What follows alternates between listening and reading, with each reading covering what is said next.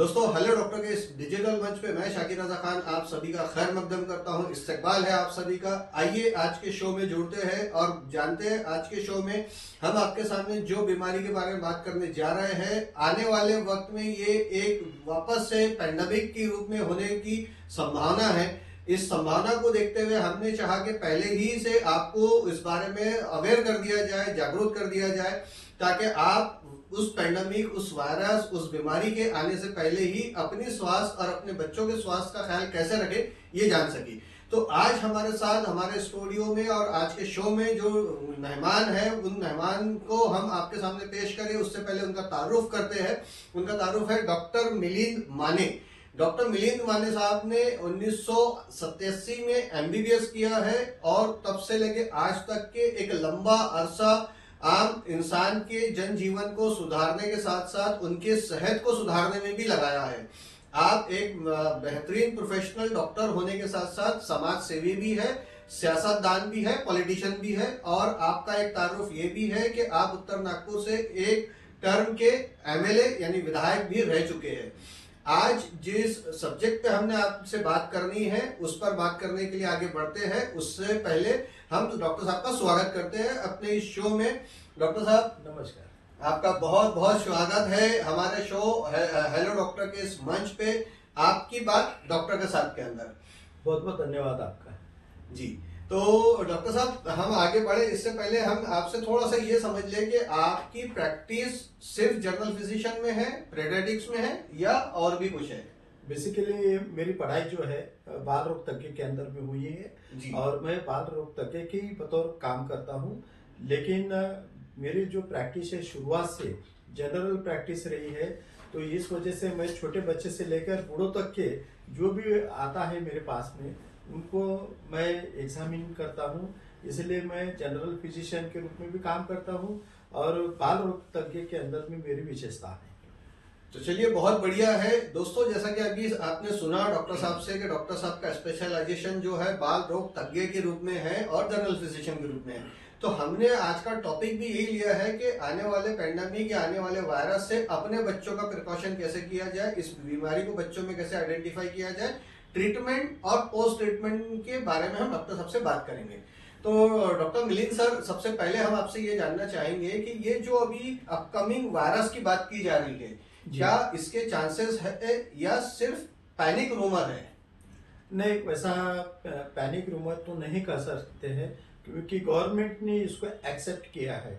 और नागपुर में भी कल के मैं जब पेपर में पढ़ा तो 2 पेशेंट इस वायरस के पाए गए हैं। एक्चुअली देखा जाए तो पता नहीं, दुर्भाग्यवश से कोई भी बीमारी जब चाइना से आती है, जैसा कोरोना भी चाइना से आया था, वैसा अभी ये ह्यूमन मेटा निमो वायरस भी चाइना से आया है। तो चाइना से आने वाली जो बीमारियां हैं ये आदमी के अंदर में खौफ पैदा कर देती है। और इसके पूर्व भी जितने भी बड़ी बीमारियां आई है और दुनिया, देश और दुनिया के अंदर में फैली है, तो उसका बहुत बार उगम स्थान चाइना रहा है। तो ये भी वायरस चाइना से ही पूरे विश्व के अंदर में फैल रहा है। और चाइना के अंदर में, चाइना इस देश के अंदर में जाने वाले जो नागरिक है, जैसा थाईलैंड से बहुत ज्यादा लोग जाते हैं, भारतवर्ष से जाते हैं, अमेरिका से भी जाते हैं और यूरोप से भी जाते हैं। तो इन देशों के अंदर में पहले ये बीमारियां फैलने का ज्यादा संभव रहता है। और भारतवर्ष के अंदर में कल के तारीख के अंदर में 7 मरीज इस मेटानिमो वायरस के पाए गए हैं और नागपुर में पाए गए हैं। इसके लिए तो हमें थोड़ी बहुत चिंता तो करना जरूरी है। डॉक्टर साहब ये बताइए कि ये ह्यूमन मेटा निमो वायरस जो है ये कोई नया वायरस है या पुराना कोई वायरस है? नहीं, ये एंटायरली नया वायरस है। और ये वायरस का जो अभी जो यानी रिसर्च हुआ है, तो ये पूरा नया तरीके से नया वायरस पैदा हुआ है जो यानी कोरोना के बाद के अंदर में इस श्रेणी के अंदर में आता है। जैसा कोरोना भी अपने श्वसन प्रणाली को ही अफेक्ट करता था, वैसा ये भी वायरस जो है ये श्वसन प्रणाली को ही अफेक्ट करता है। लेकिन इसकी तीव्रता और गंभीरता कितनी है अभी सिद्ध नहीं हुई है। अभी अभी इसके जो पेशेंट देखने के लिए मिले हैं, और जो भी पेशेंट देखने के लिए मिले हैं, वो सर्वसाधारण जो वायरल फीवर जो रहता है, जैसा सर्दी बुखार, फ्लू जैसा बुखार रहता है, इसी तरीके से वो प्रेजेंट हुए हैं। और उसका वैसे देखा जाए तो कोई भी वायरल बीमारी के ऊपर में कोई विशेष इलाज नहीं रहता है। तो केवल उसकी सावधानी बरतना, और बुखार आए तो बुखार की दवा लेना, खांसी है तो खांसी की दवा लेना, ऐसे तरीके से हम लोग ट्रीट करते हैं। लेकिन ये वायरस अभी किस मोड के ऊपर में टर्न होगा, ये हमारे संशोधन का विषय है। तो डॉक्टर मिलिंद माने को आप सुन रहे हैं इस वक्त में, और ह्यूमन मेटा निमो वायरस पर हम बात कर रहे हैं। ह्यूमन मेटा निमो वायरस जो है बच्चों से लेकर बूढ़ों तक सभी को असर कर सकता है क्या, हम ये भी जानने की कोशिश करेंगे आपसे। सही में देखा जाए तो जो बच्चे कमजोर बच्चे हैं, जिनका वजन कम है, खान पान में कम है, गरीब घर के हैं, जिनकी देखभाल बराबर नहीं होती है, तो ऐसे बच्चों को ये वायरस अफेक्ट कर ही सकता है। और खास करके बच्चों को उम्र के 6-7 साल तक के ये वायरस थोड़ा डेंजरस रूप भी धारण कर सकता है। इससे सबसे पहले तो थ्रोट इन्फेक्शन होता है, और थ्रोट इन्फेक्शन के बाद में ये यदि लंग्स के अंदर में स्प्रेड हो गया, लंग्स के अंदर में यानी फेफड़े में चला गया, तो वहाँ पर ब्रोंकियोलाइटिस करके फेफड़ों का बीमारी होता है। ब्रोंकियोलाइटिस के अंदर में बच्चा जो है धापता है, जल्दी जल्दी सांस लेता है, और जल्दी जल्दी सांस लेने की प्रक्रिया के अंदर में हार्ट रेट बढ़ जाता है। हार्ट रेट के साथ में फिर ऐसे वक्त बच्चा नीला यदि गिरना शुरू हो जावे तो उसको ऑक्सीजन की जरूरत होती है। तो जब बच्चा यदि जल्दी जल्दी सांस लेने वाला कार्य, तब ऐसा लग रहा है माँ को कि भाई उसकी छाती फूल रही है, पेट फूल रहा है, जल्दी जल्दी वो धाप रहा है, तो धाप रहा है बच्चा, इसका मतलब उसको हॉस्पिटलाइजेशन की जरूरत है। और साथ ही में बीच वाले लोग जो है, जैसे 10 साल के ऊपर में, तो जवानी तक के, ऐसा यूं समझ लो कि 40-45 साल तक के इन लोग को ये तकलीफ भी हुई तो वो आसानी से उसके ऊपर में अपनी रोग प्रतिकार शक्ति के द्वारा कंट्रोल कर सकते हैं। लेकिन कोई बूढ़ा व्यक्ति है, समझो से आफ्टर 50 इयर्स के बाद में जो ये सीनियर सिटीजन्स होते हैं, तो उनको ये वायरस फिर से ऐसी ही तकलीफ दे सकता है। लेकिन सीनियर सिटीजन्स के अंदर में ब्रांकोलाइटिस की जगह पे ब्रांकोनिमोनिया होने की संभावना ज्यादा रहती है, तो इस वजह से उन लोगों को भी तकलीफ होने की ज्यादा है। यानी ये जो वायरस है, खासकर जो अति छोटे बच्चों को, यानी 6-7 साल तक के, और वृद्ध लोगों को ये तकलीफ में ला सकता है। इसके लिए यदि तकलीफ होती है, सांस फूलती है, खांसी 7 दिन से ज्यादा दिन तक के रहती है, बुखार भी वैसा ही रहता है, तो केवल घर में बैठकर इसका इलाज न करें, थोड़ा सीनियर डॉक्टर को बताकर इसका इलाज करने की बहुत जरूरत है। और खास करके इस बीमारी के अंदर में बच्चों के लिए पेडियाट्रिशियन काम करेंगे, और सीनियर सिटीजन्स के लिए फिजिशियंस काम करेंगे। लेकिन दोनों को भी हॉस्पिटलाइजेशन की जरूरत हो सकती है। और इस वक्त खास करके पल्मोनोलॉजिस्ट, जो खास करके फेफड़ों के विशेषज्ञ लोग होते हैं, इनका थोड़ा अच्छा रोल इसके अंदर में आ सकता है। तो डॉक्टर साहब, जैसा आपने बताया ढाप सकता, मतलब इसको थोड़ा सा सरल करिए। ये बार बार सांस लेना, जोर जोर से सांस लेना, सांस का फूलना या सांस नहीं आना, जो दमा रहता है कि नहीं जी, दमा के अंदर कि नहीं पेशेंट ऐसा ढापता है, तो बच्चों का जो है ना, बच्चे का जो कॉस्ट्रोकॉन्ड्रल सब कॉस्ट्रोकॉन्ड्रल रीजन यानी जो फसलियां रहती है, फसली के नीचे का भाग के अंदर में गड्ढा गिरता है, और पेट थोड़ा ऊपर आता है, बार बार पेट अब ऊपर नीचे होना शुरू हो जाता है। और फेफड़े जो है ना, फेफड़े ये जो पेट फसली के नीचे का भाग जो है अंदर जाता है, बाहर आता है। ये नाक जो है, नाक की जो नसें जो है तानी जाती है, गले की जो मसल्स है वो ताने जाते हैं। तो इसमें समझ जाने का कि बच्चा रोता है, चिड़चिड़ करता है, और सांस लेने के अंदर में यदि रेस्टिंग कंडीशन में रहा तो वो पता ही चल जाता है कि ये नॉर्मल सांस नहीं है, सांस बढ़ रही है। और जल्दी जल्दी लंबी सांस लेने के कारण कभी कभी बच्चे के नाखून है ना हल्के नीले हो सकते हैं, ओठ नीले हो सकते हैं, तो इसलिए जीभ भी कभी कभी हल्की सी नीली हो सकती है। तो तो इस वक्त ऐसा समझ लीजिए कि इसको हॉस्पिटलाइजेशन की जरूरत है, और हो सकता है कि उस वक्त ऑक्सीजन लगे, हो सकता है कि उसको वेंटिलेटर भी लगे। तो मैं मेरे सभी पैथी के जो लोग हैं, एलोपैथी के और खासकर पेडियाट्रिशियन लोगों को सचेत कर देना चाहता हूं कि उनके वैसे भी सभी हॉस्पिटल ऑक्सीजन से और वेंटिलेटर से लेस रहते ही शहरों के अंदर में, लेकिन मरीजों की संख्या यदि बढ़ जाती है आकस्मिक, तो उसके लिए वो तैयारी रखें। दोस्तों, और इस शो का मकसद हमारा ये है कि हम आपको जागरूक करें, ताकि जागरूक नागरिक होने के नाते आपकी भी अब जिम्मेदारी है कि इस वीडियो को आप ज्यादा से ज्यादा शेयर करें। हर एक तक पहुंचाना इस वीडियो को के माध्यम से दी जा रही जानकारी को आपकी अपनी जिम्मेदारी भी है। और साथ ही साथ एक आपसे दरखास्त भी है कि कोई भी बीमारी जब आपके घर आती है तो एक बड़ा पैसा खर्चा करा के जाती है। आज के वक्त में हर आदमी के पास बड़ा पैसा नहीं होने की वजह से उसकी बीमारी के उसको घर में बहुत सारा खामियाजा भुगतना पड़ता है।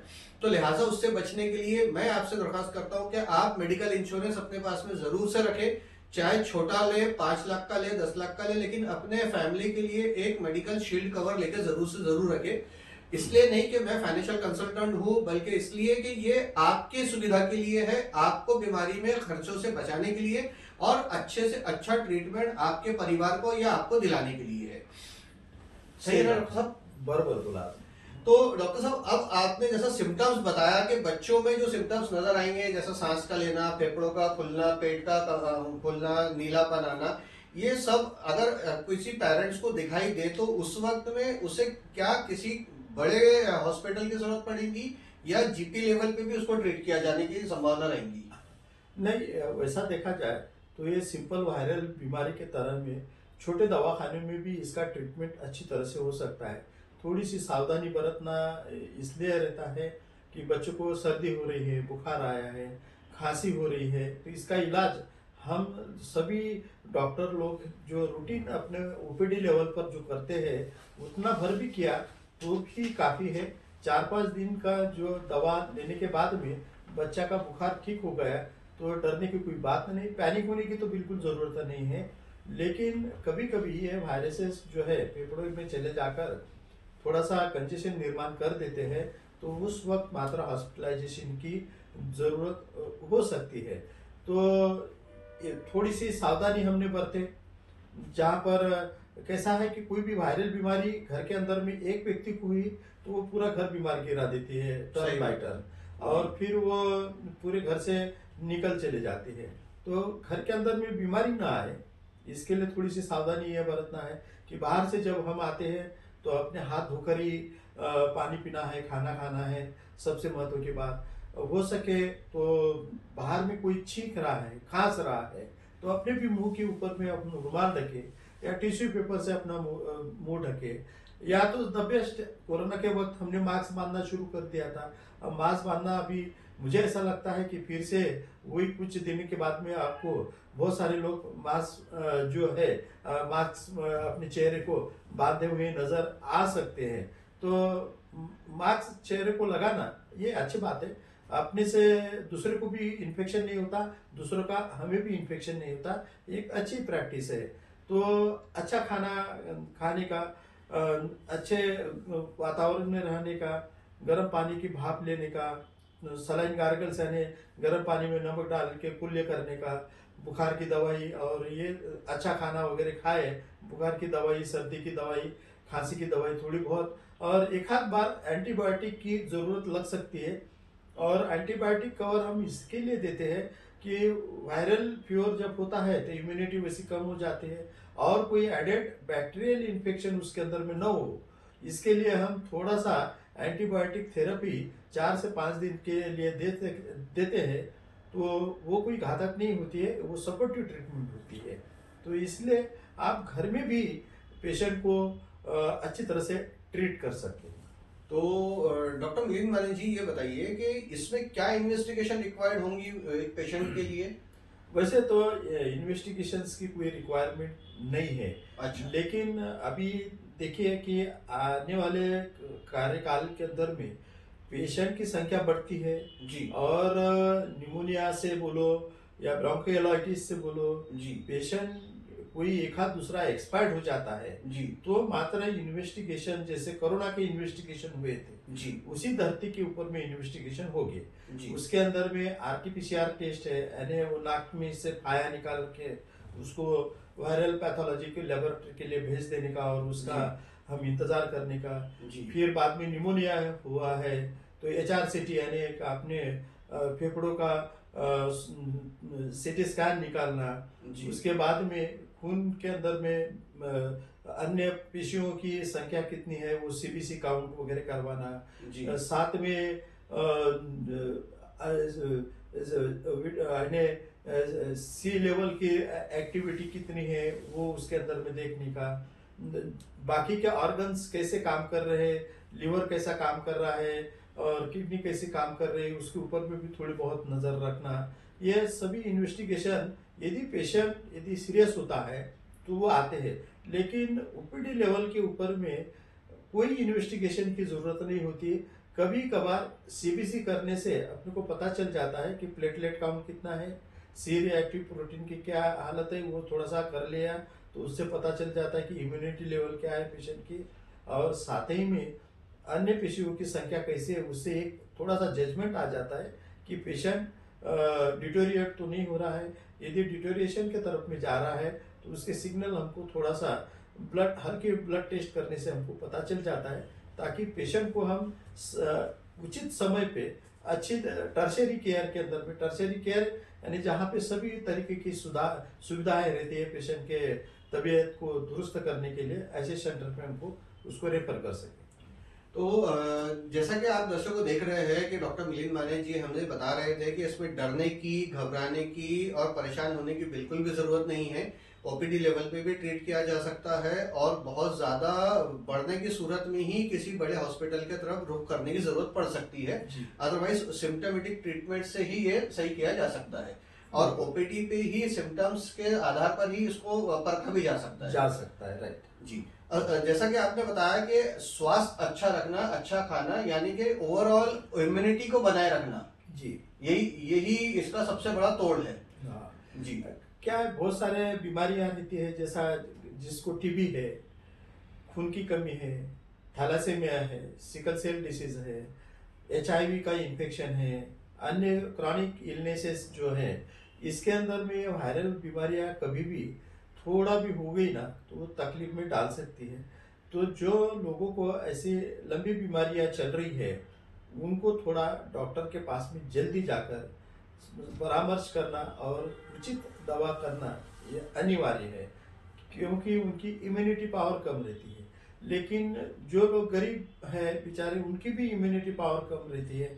महिलाओं की, जो प्रेग्नेंट लेडीज रहती है, डिलीवरी हुई हुई लेडीज रहती है, उनकी भी जो रोग प्रतिकार शक्ति रहती है, इम्यूनिटी पावर जो रहती है वो कम रहती है, तो उन्होंने भी थोड़ी सतर्कता बरतनी बहुत जरूरी है।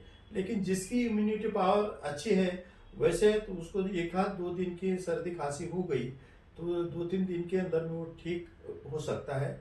लेकिन जिनकी इम्यूनिटी पावर अच्छी नहीं है तो उन्होंने घर में रहना अच्छी बात है, और थोड़े गर्म एटमॉस्फेयर में रहना बहुत अच्छा बात है। ठंडे एटमॉस्फेयर में ये वायरसेस और ज़्यादा से फैलते हैं, इसके लिए अपने घर के अंदर में रहे तो अच्छी बात है। अच्छा ज़्यादा पानी पीने का, पानी का यानी रिहाइड्रेशन, अपने शरीर का पानी का जो जल स्तर है वो अच्छी तरह से मेंटेन रहना चाहिए, पानी ज़्यादा पीना चाहिए। और गर्म चीज़ें जैसे है, पानी उबाल कर यदि पीते हैं तो अच्छी बात है।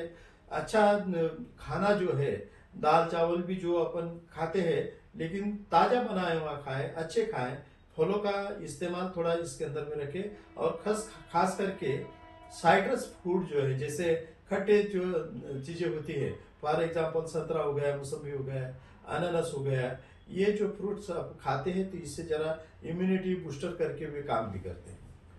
तो दोस्तों 37 साल का तजुर्बा है डॉक्टर मिलिंद माने जी का, और 37 साल के तजुर्बे से वो न जाने कितने पेशेंट्स को आज तक देख चुके हैं, कैसे कैसे पेशेंट्स को ट्रीट किया है और डील किया है। तो वो पूरा तजुर्बा आज हमने आपके सामने हमारे शो आपकी बात डॉक्टर के साथ में रखा है। आपकी बात डॉक्टर के साथ जो हमारा टॉक शो है वो हेलो डॉक्टर के डिजिटल मंच पे आप देख रहे हैं। आपका अगर कोई भी सवाल है जो आप डॉक्टर मिलिंद माने से पूछना चाहते हैं तो नीचे दिए हुए जो कमेंट बॉक्स है उस कमेंट बॉक्स में आप डाल सकते हैं, ताकि हम आइंदा जब भी सर से है तो इंटरव्यू करें तो आपके सवालों को लेकर के ही इंटरव्यू कर सके। और अगर आपको सर की जरूरत है तो पूरे स्क्रीन पर आपने नाम उनके क्लिनिक का एड्रेस भी देखा है, सर का नाम भी देखा है और क्लिनिक का नंबर भी आपको शुरू से लेकर आखिर तक देखने मिला है। तो आप डायरेक्टली भी कांटेक्ट करके सर की ओपीडी पे अपने बच्चों को ले जाकर के दिखा सकते हैं। एज जनरल फिजिशियन भी सर की प्रैक्टिस है और एज पेडियाट्रिक्स भी सर की प्रैक्टिस है, तो दोनों तरीके से आप फायदा उठा सकते हैं सर से। सर आखिरी में आप क्या सजेशन देना चाहेंगे एक आम आदमी को इस पूरे एटमॉस्फेयर के, क्योंकि अभी ठंडी का मौसम है और ज्यादा फैलती है बीमारियां, तो उसके लिए कैसा कर सकता है भी आम आदमी इस वायरस से बचने के लिए, या आपका लास्ट मैसेज क्या रहेगा? मेरा लास्ट मैसेज ये रहेगा कि हमने हमारे तबीयत को अच्छा तरह से रखा, अच्छा खान पान, एक्सरसाइज और साथ ही में अच्छे विचार ये रखे, और घर के अंदर में थोड़ा स्वच्छता अच्छी रखे, घर का एटमॉस्फेयर अच्छा रखे, तो मुझे ऐसा लगता है कि बीमारियां दूर रहती है। और थोड़ी बहुत बीमारी हो भी गई तो इससे डरना नहीं। अभी ये जमाना ऐसा चल रहा है कि पूरी दुनिया के अंदर में कौन सा वायरस कब जन्म लेगा ये हमें पता नहीं है, और हर 100 साल के अंदर में पैंडेमिक आता है। लेकिन अभी इस वक्त तो हमें ऐसा नजर आ रहा है कि कोविड को ज्यादा दिन यहाँ से जाकर नहीं हुए हैं, लेकिन दूसरा अभी पैंडेमिक हमारे दरवाजे पे दस्तक दे रहा है। डर तो लगा ये रहता है कि भैया ये वायरस जो है, ये वायरस कैसा बिहेव करेगा। इसके वायरस जो रहते हैं, एक शरीर के अंदर में एक प्रकार का वायरस जाता है, लेकिन वहां से यदि दूसरे को इन्फेक्ट करेगा तो म्यूटेशन हो जाता है। तो वो म्यूटेट हुआ वायरस दूसरे के शरीर के अंदर में क्या गुल खिलाएगा ये कुछ पता ही नहीं रहता है। तो इसलिए डरने की तो कोई बात नहीं है।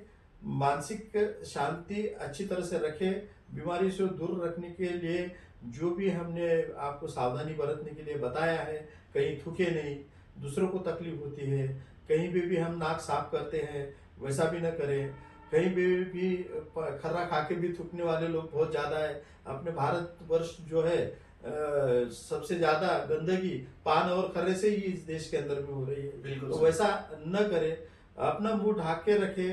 और खास करके सिगरेट पीने वालों को मैं चेतावनी देना चाहता हूँ कि उनके फेफड़े अच्छे रखने के लिए कृपा करके सिगरेट न पिए। सिगरेट तो अपनी इम्यूनिटी और फेफड़े को इस तरह से खराब कर देती है, और ये वायरसेस वहां पर चले गए तो आपके फेफड़े के पूरे 12 बजाना बिल्कुल तय है।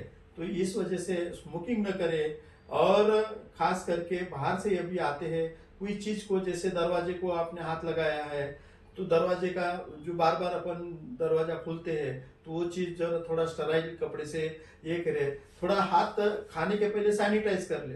अभी कोरोना के वक्त हम सैनिटाइजर यूज कर रहे थे, फिर से अभी ये ह्यूमन मेटानिमो वायरस आने के कारण वो सैनिटाइजर का अभी फिर से वापर होना शुरू हो जाएगा, मास्क का वापर शुरू हो जाएगा।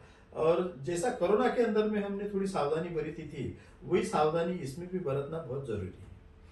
तो डॉक्टर साहब आपका बहुत बहुत धन्यवाद। आपने अपने जो तजुर्बे हैं 37 साल के, इस तजुर्बे से हमारी दर्शकों को अवगत करवाया। आपकी द्वारा दी गई जानकारी से उम्मीद है कि हमारे बहुत सारे दर्शक जो है जागरूक होंगे और जागरूक होके अपने परिवार को, अपने घर के बच्चों को, बुजुर्गों को और खुद को बचाने के लिए आपके सुझाव पे अमल भी करेंगे। डॉक्टर साहब आपको रोकता एक छोटी बात जाते जाते बता दो, लोग बाद में पूछेंगे कि भैया इसका कोई वैक्सीन निकलेगा क्या? हाँ। तो मुझे ऐसा लगता है कि वैक्सीन की इसके अंदर में कोई जरूरत नहीं। अपनी रोग प्रतिकार शक्ति ही एक वैक्सीन है, और ये वैक्सीन अच्छी तरह से हमारे शरीर में काम करेगा। जैसा कि डॉक्टर साहब ने बताया कि ऐसे लोग जिनका इम्यूनिटी पावर कम होता है उन लोगों के लिए ज्यादा जरूरी है कि वो प्रिकॉशन लें, जिसमें अस्थमा के पेशेंट है, जिसमें हाइपरटेंशन के पेशेंट्स है, जिसमें है तो शुगर के पेशेंट्स है, डायबिटिक के पेशेंट्स है, जिनको मतलब ओवरऑल क्रॉनिक मैनेजमेंट सिस्टम्स के अंदर आने वाले जो पेशेंट्स है, जो बीमारियां आई है तो जीवन के साथ ही समाप्त होती है, ऐसी बीमारियों के द्वारा पीड़ित लोगों को ज्यादा से ज्यादा प्रिकॉशन लेना चाहिए। जैसे डॉक्टर साहब ने बताया कि गर्म कपड़ों में रहे, गर्म माहौल में रहे, बाहर ज्यादा ना जाए, बाहर की हवा से बचे, घर के अंदर साफ सफाई रखें।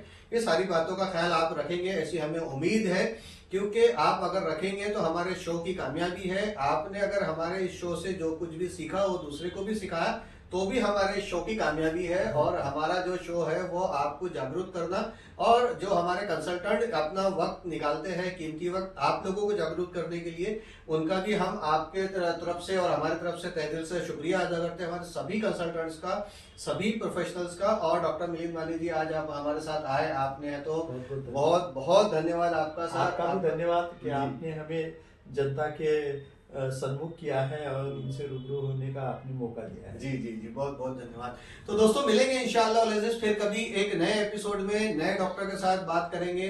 आपके सामने चेस्ट स्पेशलिस्ट को भी हम लेके आएंगे इंशाल्लाह, ताकि और ज्यादा इस बीमारी के बारे में जानकारियां आप तक पहुंचाई जा सके। तब तक अपना बहुत बहुत ख्याल रखें। जज़ाकल्लाह खैर। अल्लाह हाफिज।